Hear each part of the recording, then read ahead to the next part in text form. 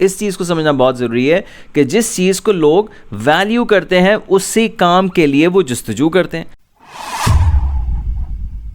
Hello everyone, this is Kamran Abdul Salam and we are recording the last video of Victor Vroom. Victor Vroom ने क्या कहा था कि लोग वैसा ही करते हैं जो रिजल्ट उनके लिए इंपॉर्टेंट होता है। People choose to behave in ways that they believe will lead to outcomes they value. इस चीज़ को समझना बहुत ज़रूरी है कि जिस चीज़ को लोग वैल्यू करते हैं उसी काम के लिए वो जस्तजू करते हैं। अगर किसी के लिए इंपॉर्टेंट ये है कि मुझे पाकिस्तान का ग्रीन कलर अपने यूनिफॉर्म पे, अपने किट पे मैंने वेयर करना है, पाकिस्तान का कलर मुझे पहनना है, तो फिर वो, और पाकिस्तान की ए टीम के लिए खेलना है, तो फिर चाहे सर्दी हो चाहे गर्मी हो, स्पोर्ट्समैन है, एथलीट है, कोई फुटबॉलर है, वो सिर्फ उसके दिमाग पे एक जुनून सवार होगा कि मुझे प्रैक्टिस करनी है, मुझे प्रैक्टिस करनी है। ठीक, तो उसको ये चीज़ मोटिवेट करेगी। अगर किसी की सोच ये है कि मुझे भाई इंटरनेशनल यूनिवर्सिटी में जाना है और स्कॉलरशिप पे ही पढ़ना है, तो फिर उसके लिए स्टडीज़ इंपॉर्टेंट होंगी। तो अगर किसी के लिए स्टूडेंट के रिजल्ट्स इंपॉर्टेंट हैं तो वो अपने स्टूडेंट्स के दरमियान ही नज़र आएगा, अपने स्टूडेंट्स को मोटिवेट कर रहा होगा, अपने स्टूडेंट्स को प्रैक्टिस करवा रहा होगा।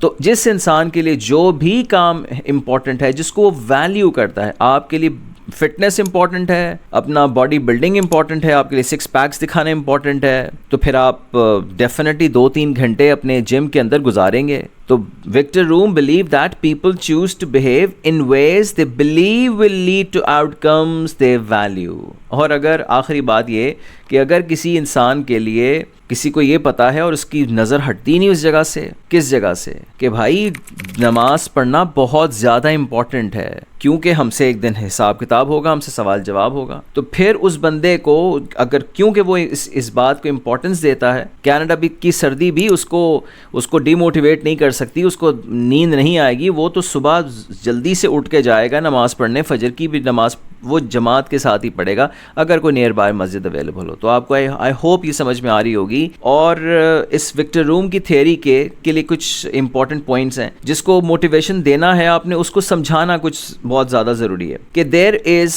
अ link between effort and performance, कि आप जितनी मेहनत करेंगे आपकी परफॉर्मेंस इतनी इंप्रूव होती है। चाहे आप स्पोर्ट्समैन हैं, चाहे आप एथलीट हैं, कोई भी किसी कैटेगरी, किसी फंक्शन के अंदर आप काम करें, चाहे आप टीचर हैं। अर्ली ईयर्स में पढ़ाना बहुत मुश्किल लगता था। पढ़ाने के लिए अपने पूरे पेपर के ऊपर आपको स्क्रिप्ट लिखना पड़ता था कि मुझे ये पढ़ाऊंगा, फिर मैं ये बताऊंगा, फिर मैं ये बताऊंगा, फिर परफेक्शन आती चली जाती है और फिर आपकी डेस्क से वो पेपर, वो रोस्ट्रम से वो गायब हो जाता है।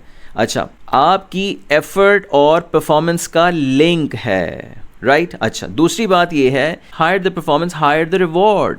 कौन सा रिवॉर्ड? भाई किसी के लिए एक्सट्रेंसिक रिवॉर्ड इंपॉर्टेंट है, किसी के लिए फाइनेंशियल रिवॉर्ड इंपॉर्टेंट है, तो वो काम किसके लिए करेगा? फाइनेंशियल रिवॉर्ड के लिए, फाइनेंशियल ब्लेसिंग्स के लिए काम करेगा। किसी के लिए इंट्रिंसिक रिवॉर्ड इंपॉर्टेंट है। इंट्रिंसिक क्या होता है? कि आपकी जो इंटरनल सेटिस्फैक्शन जो आपको मिलती है, वो चीज़ अगर बहुत ज़्यादा इंपॉर्टेंट है तो फिर आप इस चीज़ के लिए काम करेंगे, फिर आपके लिए मनी की इंपॉर्टेंस नहीं होगी। अच्छा, मैंने ये बताया आपको पहले कि एफर्ट का और परफॉर्मेंस का लिंक है, कि आप जितनी अपनी एफर्ट बढ़ाते चले जाते हैं आपकी परफॉर्मेंस इंप्रूव करती, और जब परफॉर्मेंस इंप्रूव होती तो क्या होता है? फिर रिवॉर्ड्स मिलते हैं। अच्छा, जब रिवॉर्ड्स मिलते हैं, the greater the amount of rewards, तो higher the value of satisfaction of workers need, उतने ही ज़्यादा आप फुलफिल कर सकते हैं अपनी फाइनेंशियल नीड्स को और अपनी नॉन फाइनेंशियल नीड्स को। और आखिरी में इसने ये कहा कि द ग्रेटर द डिज़ायर, आपकी जितनी ज़्यादा डिज़ायर हाई होगी सेटिस्फाई करने के लिए अपनी नीड को, उतना ही ज़्यादा आपका लेवल ऑफ एफर्ट होगा। यानी कि बैक टू स्क्वायर वन उसने कर दिया, बात इसने पहली वाली पॉइंट वाली कर दी। तो ये कुछ विक्टर रूम से रिलेटेड इंपॉर्टेंट बातें थी। I hope this is clear to all of you, and with the new video we are meeting in the next one. Thank you.